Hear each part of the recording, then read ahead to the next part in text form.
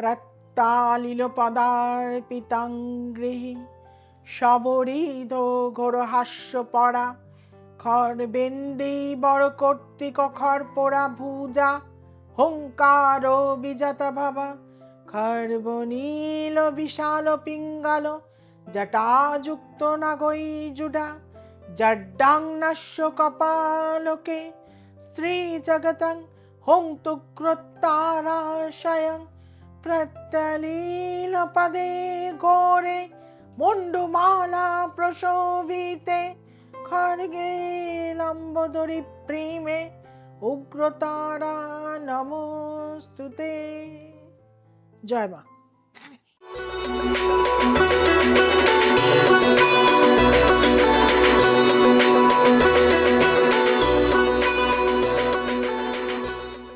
নমস্কার, আমি অ্যাস্ট্রোলজার বৈশালী সরকার। আজকে অমাবস্যা অর্থাৎ জানুয়ারি মাসের অমাবস্যা যে তিথি পড়েছে 10ই জানুয়ারি থেকে 11ই জানুয়ারি, বছরের প্রথম অমাবস্যা।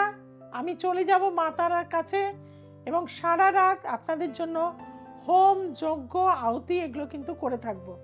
আর এই বকুল অমাবস্যা হচ্ছে বকুল ফুল দিয়ে মায়ের কিন্তু পুজো দেওয়া হয়।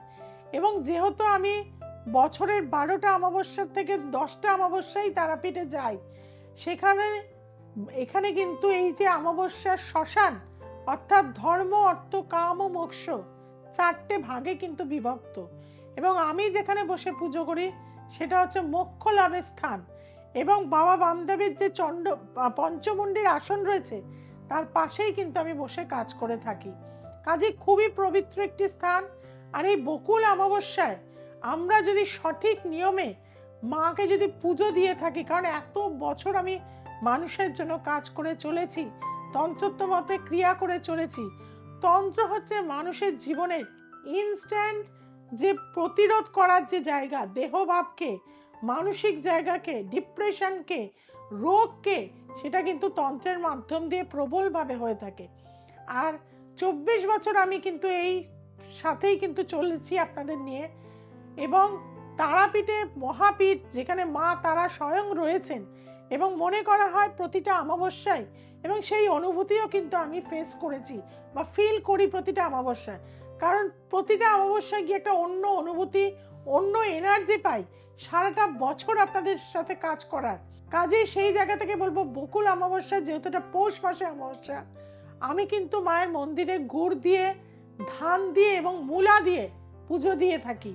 এই 3টে জিনিস দিয়ে আপনারাও কিন্তু বকুল অমাবস্যায় বা যেখানেই থাকুন না কেন, সবাই তো তারাপীঠ হয়তো আসতে পারেন না, কিন্তু যারা আসতে পারেন তারা অবশ্যই আমার যজ্ঞে কিন্তু চলে আসবেন। আপনাদের আমন্ত্রণ দেয়া থাকলো। এবং আমি কিন্তু বসিয়েছি শিবভোগতলার ঠিক পাশেই, যেখানে পঞ্চমুণ্ডির আসন আছে তার ঠিক ব্যাক সাইডেই। কাজে এই জায়গা থেকে বলবো যে বকুল অমাবস্যায় যে প্ল্যানেটারি পজিশন থাকে গ্রহগত, রবি কিন্তু চলে যাচ্ছে ন্যাচারাল জোডিয়াকের 9ম ভাবে, ভাগ্যভাবে, চেতনার ভাবে, ধর্মের ঘরে। এবং সেখানে ন্যাচারাল জোডিয়াকের 4র্থ পতি চন্দ্র, সেও কিন্তু চলে আসছে কিন্তু ভাগ্যভাবে। অর্থাৎ রবি চন্দ্র। আর এবছর কিন্তু আরও একটা স্পেশাল তিথি, কারণ ভাগ্যপতি বৃহস্পতি সে কিন্তু সৃষ্টির ঘরে অর্থাৎ ন্যাচারাল জোডিয়াকের 1ম ঘর মেষ রাশির ঘরে কিন্তু দেবগুরু থাকবে। আর প্রথম যে ঘরের অধিপতি গ্রহ মঙ্গল, সেই মঙ্গল আমাদের সৈনিক, এই সৈনিক কিন্তু চলে যাবে কিন্তু ন্যাচারাল জোডিয়াকের 9ম ভাবে অর্থাৎ বৃহস্পতির ঘরে। রবি বৃহস্পতি মঙ্গলের যে রাজ্য বা শনি আর বৃহস্পতির যে গুরু শৌরী যোগ, এটা কিন্তু মানুষের জীবনে প্রবল চেতনা এবছর আনবে। এবং এই বকুল অমাবস্যায় ভাগ্যের উন্নতি করা হয়।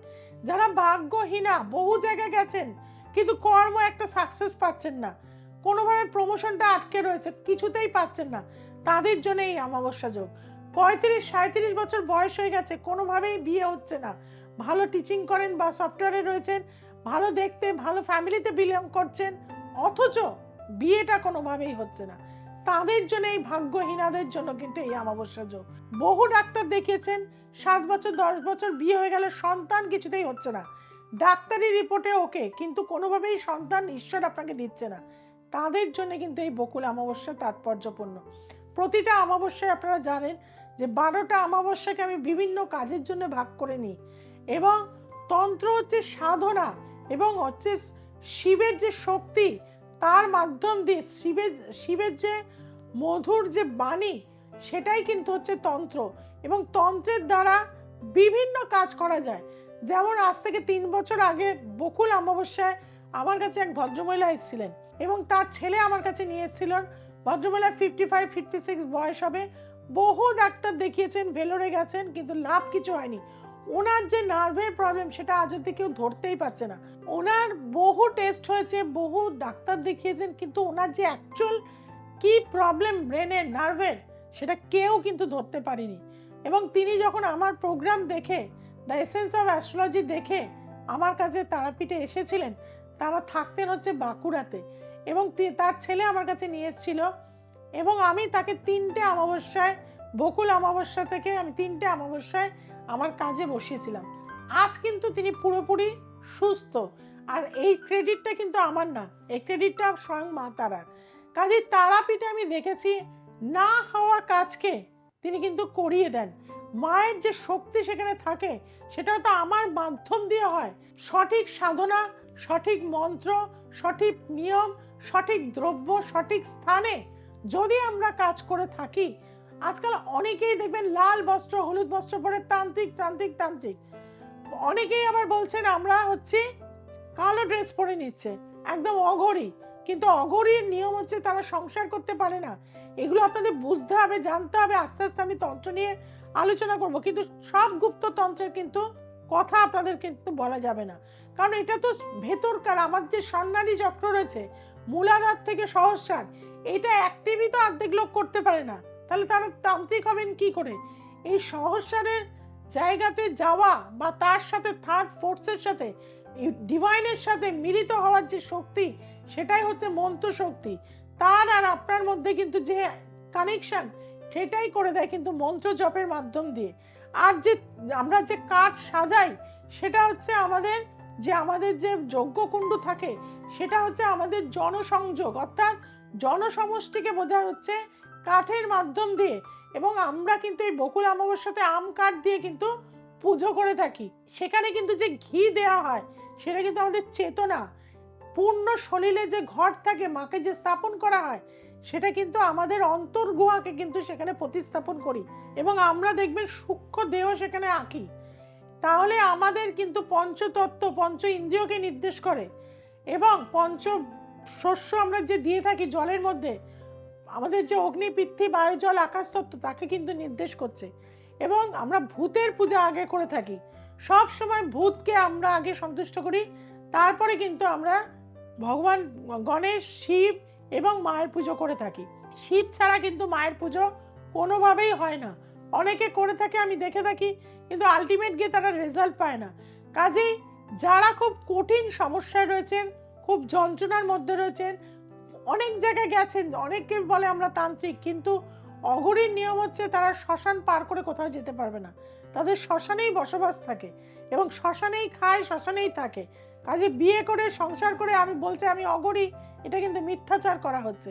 কাজেই সঠিক যদি আপনারা তন্ত্র সাধনার মধ্যে থাকেন, তাহলে আপনাদের চক্রকে এবং আপনার ইরা নারী, পিঙ্গলা নারী, সুষমা নারীকে অ্যাক্টিভ করতে হবে। আর সেটা শুধু ইউটিউব দেখে করলে হবে না, সেটার জন্য গুরু, সৎ গুরু লাভ হয়। আমি বহু মানুষকে দীক্ষা দিয়েছি, আজ তারা কিন্তু শান্তিতে সংসার করছে। যারা চাইছেন তন্ত্র থেকে একটা মুক্তি লাভ করতে, সমস্যা থেকে, বা যারা দীক্ষা নিতে চাইছেন, তাদের প্রত্যেকেই বলবো তারাপীঠে আমি থাকছি হচ্ছে 10 তারিখে চেম্বার করব, সকাল 10টা থেকে বিকেল 4টে পর্যন্ত। মা তারা অ্যাপার্টমেন্ট, ব্লক সি, নিচের তলায়। দূর দূরান্তের মানুষও কিন্তু তারাপীঠে চলে আসে। আর এই বকুল অমাবস্যা, বছরের প্রথম অমাবস্যা, এই যোগকে আপনার জীবনের ভাগ্যের উন্নতিতে কাজে লাগান। আপনারা কি করবেন, যদি আপনারা তারাপীঠ নাও যেতে পারেন, একটা ঘিয়ের প্রদীপ, একটু ধান, একটু মধু, একটু গুড় এবং একটা মূলা দিয়ে সেদিন মায়ের পুজো দিন। যে কামনায় মাকে ডাকবেন, পুজো দেবেন, সেই কামনায় কিন্তু আপনার জীবনে আশীর্বাদ হিসাবে ফিরে আসবে। সবাই খুব ভালো থাকবেন। এবং যাওয়ার আগে শুধু একটা কথাই বলবো, দ্য এসেন্স অফ অ্যাস্ট্রোলজিকে সোমবার, মঙ্গলবার, শুক্রবার এবং রবিবার রাত্রি 9টায় দেখতে ভুলবেন না। আর যেটা আপনারা ভুলে যাচ্ছেন, চ্যানেলটিকে সাবস্ক্রাইব করতে ভুলে যাচ্ছেন, প্রতিটি অমাবস্যার তাৎপর্য আপনারা অবশ্যই পাবেন প্রতিটা মাসে। এবং এই মাসেও আপনারা বকুল অমাবস্যা সম্পর্কে জানলেন। অনেকে আমাকে বলে যে কিছু কিছু আপনার এক্সপিরিয়েন্সও বলবেন তারাপীঠের, অবশ্যই বলবো। তার জন্য অপেক্ষা করতে হবে এবং চ্যানেলটিকে সাবস্ক্রাইব করে নিতে হবে। সবাই খুব ভালো থাকুন, সবাইকে খুব ভালো রাখুন। নমস্কার।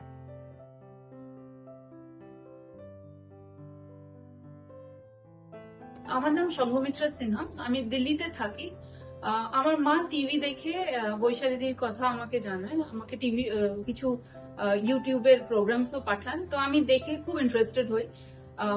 আমার পার্সোনাল লাইফে একটুখানি প্রবলেম চলছে, বিজনেসটা আগে যাচ্ছে না, আগে ভালো হচ্ছিল এখন অতটা হচ্ছে না, অসুস্থ হয়ে পড়েছি, সবকিছু মিলিয়ে মানে খুব একটা হতাশা লাগছিল, মনটা ভালো লাগছিল না। তো আমি ভাবলাম বাবা মার সঙ্গে একবার দেখা করে আসি। তো বাবা মার সঙ্গে দেখা করলাম, তো দিদির সঙ্গেও কন্ট্যাক্ট করে বললাম আমি এসছি, তো আপনার সঙ্গে দেখা করি। তো আমার বোধহয় 1 মাস দিদির সঙ্গে দেখা করেছি, তারপর উনি রেমেডি দিয়েছে। এখনো বোধহয় 15 দিনও হয়নি। আমার মনের মধ্যে না অনেক আশা জেগেছে, বিকজ আমি দেখছি কোথাও কোথাও থেকে ছোট ছোট ছোট ছোট করে রাস্তাগুলো খুলছে। তো আমি তো ভীষণ হ্যাপি। তো আমারও মনে হয় আপনাদের যদি কোনো সমস্যা থাকে আপনারা প্লিজ কন্ট্যাক্ট করুন। আই থিঙ্ক আপনারা যা চাইবেন নিশ্চয়ই হবে। Thank you so much.